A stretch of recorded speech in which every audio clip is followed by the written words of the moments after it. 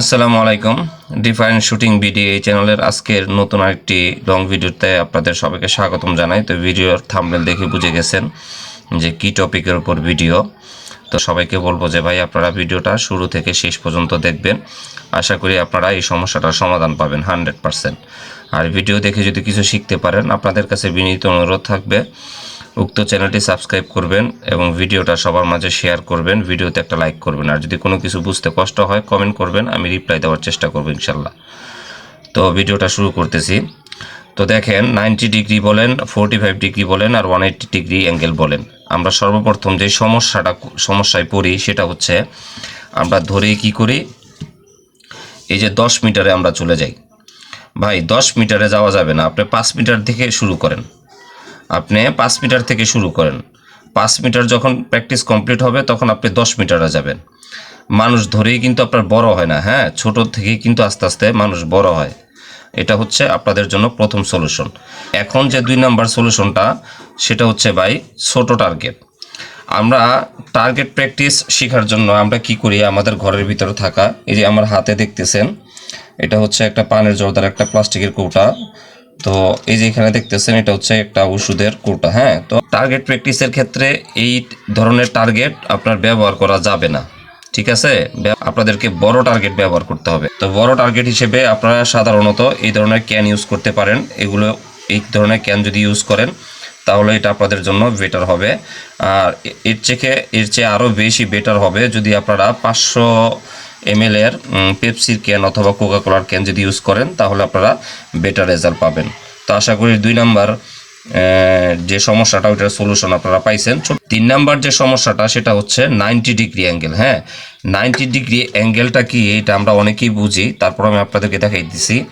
এই হচ্ছে আপনার 90 ডিগ্রি অ্যাঙ্গেল। হ্যাঁ, তো এখন সিলিং শট আপনি 90 ডিগ্রি অ্যাঙ্গেলে ঠিকই রাখছেন, কিন্তু সিলিং শটের এই যে এই দুইটা রাবার আদৌ 90 ডিগ্রি পজিশনে আছে কিনা এই জিনিসটা কিন্তু আমরা না দেখেই কিন্তু শ্যুট করি, ঠিক আছে। যার কারণে কি হয়, আমাদের টার্গেট কিন্তু মিস হয়।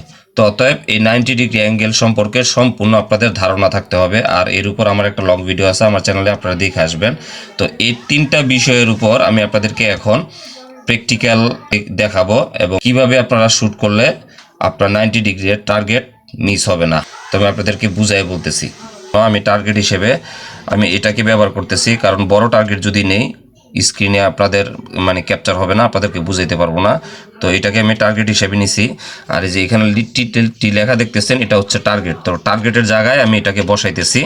হ্যাঁ, আর লাগবে হচ্ছে এই একটা কার্ডবোর্ড লাগবে। তো এই কার্ডবোর্ড কেন লাগবে আমি আপনাদেরকে বুঝাইতেছি। তো এই কার্ডবোর্ডটা আপনারা কি করবেন, এই যে টার্গেটটার পিছনে আপনারা লাগাবেন, ঠিক আছে। এবং এই কার্ডবোর্ডটা কি উপকারে আসবে আমি আপনাদেরকে একটু পরেই বলতেছি। তো এখন আপনারা কি করবেন, টার্গেট বসাইছেন, টার্গেটের পিছনে কার্ডবোর্ড বসাইছেন। এখন আপনারা শ্যুট করবেন কি দিয়ে, স্টিল বল দিয়ে তো শ্যুট করবেন, তাই না। তো আমার হাতে দেখেন 2টা স্টিল বল, একটা হচ্ছে 6.35 mm, এটা হচ্ছে আপনার 8 mm। ভাই ফার্স্ট টাইম আপনারা 8 mm স্টিল বল ব্যবহার করবেন না, টার্গেট মিস হবে 100%। আপনারা 6.35 mm এর স্টিল বল দিয়ে টার্গেট প্র্যাকটিস শুরু করবেন, ঠিক আছে। তো এখন প্র্যাকটিক্যালি আমি আপনাদেরকে দেখাইতেছি। তো আপনারা কি করবেন, সিলিং শটটা সর্বপ্রথম এই 90 ডিগ্রি অ্যাঙ্গেলে রাখবেন। রাখার পর এই যে 2টা রাবার, একটা রাবার দেখা যাইতেছে কিনা, যদি দেখেন যে একটা রাবার দেখা দিতেছে তখন কি করবেন, আপনারা শ্যুট করবেন। শ্যুট করার পর যদি এই টার্গেটের লাগে, ডানে লাগুক বামে লাগুক অথবা উপরে লাগুক, তাতে কোনো আপনাদের সমস্যা নাই। পরবর্তীতে আপনারা বুঝতে পারবেন কিভাবে শ্যুট করলে আপনারা এই টার্গেটের মাঝ বরাবর আপনার লাগবে, অর্থাৎ সেন্টারে লাগবে, ঠিক আছে। তো যদি দেখেন যে না টার্গেটের সেন্টারে লাগে নাই, এখানে সেন্টার করছিলেন সেন্টারে লাগে নাই, আপনার 1 ইঞ্চি ডানে লাগছে অথবা 1 ইঞ্চি বামে লাগছে, সেক্ষেত্রে সলিউশন কি?